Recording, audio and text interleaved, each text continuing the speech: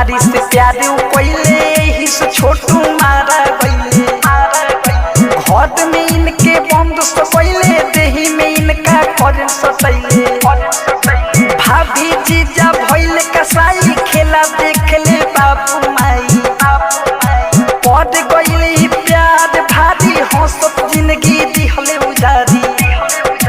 गाँव जवार के लागल निशा हम सुनाई छोटू चालीसा।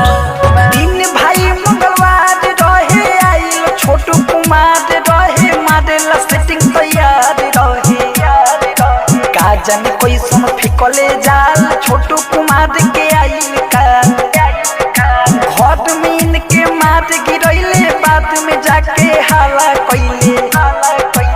एगो बाप से बेटा मरल एगो माई के कोखिया उजरल। एगो बहिन के भाई तो गइले आरती कुमारी के पर भट कइले। 22 के सुनी हे खिस्सा सुनली भाई छोटू चालीसा।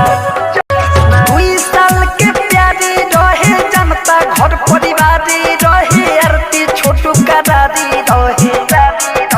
वीडियो कॉल पर बतियात रहली भाभी के बतावत रहली। उहे भाभी तो भइली कसाई आरती के लभर के देली मुआई। भाई के नहर से बोलैली छोटू के जान से उमड़वैली। राइटर किसानी लिखी बतावे प्रेमी के कोई ना सतावे। सागर मुन्ना के लागल निशा सुन